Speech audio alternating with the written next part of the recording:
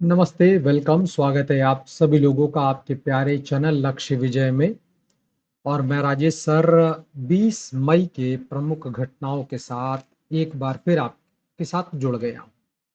20 मई की अगर प्रमुख घटनाओं की ओर चलें तो आज ही के दिन 1498 वर्ष में पुर्तगाल का रहने वाला एक व्यापारी यात्री जिसे वास्को डी गामा के नाम पर जाना जाता है, वो एक नए समुद्री मार्ग की खोज करता हुआ भारत के दक्षिण पश्चिमी बंदरगाह जिसे कालीकट कहा जाता है, वहां पर पहुंचेगा।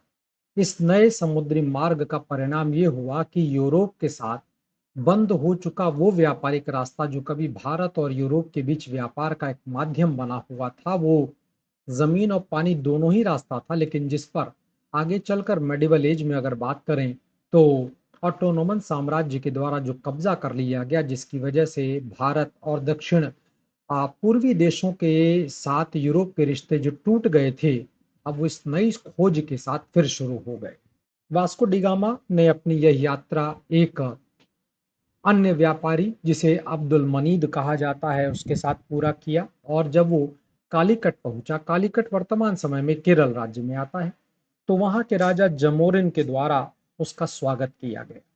वास्को डी गामा ने अपनी यह यात्रा मोजाम्बिक द्वीप से मालिंदी द्वीप होते हुए किया और कालीकट पहुंचने का काम किया, जहां से, चूंकि कालीकट केरल ये वो इलाका है जहां पर आप देखेंगे इलायची, काली मिर्च, ऐसे ढेर सारे मसालों का उत्पादन होता है। तो ढेर सारे मसालों के व्यापार और अन्य बहुत सारी ऐसी चीजें हैं जो यूरोप के बाजार में भारत के इन चीजों की बहुत मांग थी। और वास्को डी गामा की सफलता ने अगले 100 साल तक पुर्तगालियों को भारत के इस व्यापारिक एकाधिकार यानी व्यापार पर एकाधिकार करने में मदद किया। वो एक अलग विषय रहा कि बीच बीच में कई अन्य यूरोपीय देश समुद्री डाकुओं के द्वारा इस रास्ते पर कब्जा करने का प्रयास करने की कोशिश की गई, लेकिन पुर्तगाली सेना के द्वारा उसे निरस्त कर दिया गया, उसे खराब कर दिया गया, उसे समाप्त कर दिया गया। 20 मई की एक अन्य घटना की ओर चलते हैं तो हिंदी साहित्य के महान विद्वान, हिंदी साहित्य के छायावादी युग के प्रकांड विद्वानों में से एक सुमित्रा नंदन पंत जी का जन्म 1900 वर्ष में, यानी कि 1900 साल में वर्तमान उत्तराखंड के कौसानी में हुआ। सुमित्रा नंदन पंत का वास्तविक नाम तो गोसाई दत्त था, लेकिन आगे चलकर ये सुमित्रा नंदन पंत के नाम से जाने। सुमित्रा नंदन पंत हिंदी साहित्य के छायावादी युग के 4 प्रमुख स्तंभों में से एक थे। अगर उन 4 प्रमुख स्तंभों की बात किया जाए तो उनमें नाम आता है जयशंकर प्रसाद जी का, महादेवी वर्मा जी का, सूर्यकांत त्रिपाठी जी का, ये 3 स्तंभ हो गए, और सुमित्रा नंदन पंत जी चौथे स्तंभ के तौर पर जाने जाते हैं। उनका संपूर्ण साहित्य की अगर बात करते हैं तो उनका जो संपूर्ण साहित्य है वो सत्यम शिवम सुंदरम के आदर्शों पर दिखाई पड़ता, उससे प्रभावित है। सुमित्रा नंदन पंत के द्वारा रचित काव्य कृतियों की अगर बात करें तो उसमें गुंजन, युगांत, ग्रंथि, ग्राम्य, बूढ़ा चांद, स्वर्ण किरण प्रमुख है।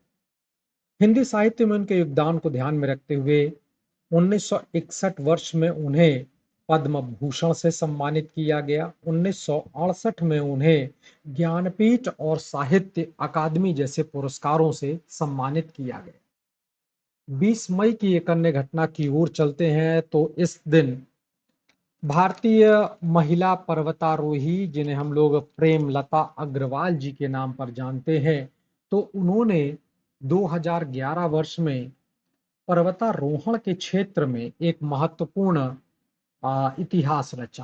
प्रेमलता जी झारखंड की रहने वाली हैं, और 2011 वर्ष में इस दिन वो माउंट एवरेस्ट पर पहुंचने में सफलता प्राप्त करती हैं। प्रेमलता भारत के सबसे उम्र दराज पर्वतारोहियों में एक हैं जिन्होंने दुनिया की सबसे ऊंची पर्वत चोटी, सबसे ऊंचे पर्वत शिखर माउंट एवरेस्ट पर चढ़ने का गौरव प्राप्त किया।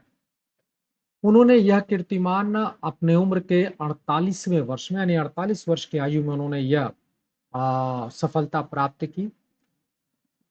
जिस दौरान प्रेमलता जी ने माउंट एवरेस्ट पर चढ़ाई की थी, उस वक्त माउंट एवरेस्ट की जो ऊंचाई है वो 29,029 फीट थी, जो कि वर्तमान समय में बढ़कर करीब 29,032 फीट के आसपास हो चुकी है। प्रेमलता जी ने 50 वर्ष की आयु में आ,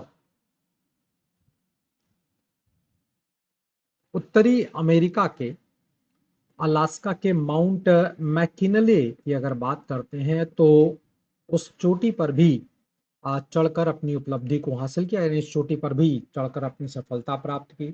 माउंट मैकिनले पर चढ़ने वाली वो पहली भारतीय महिला थी। 2013 वर्ष में भारत सरकार के द्वारा उन्हें पद्मश्री पुरस्कार से सम्मानित किया गया। तो 20 मई की महत्वपूर्ण जानकारियां, महत्वपूर्ण जो तथ्य थे वो मैंने आपके सामने रखे।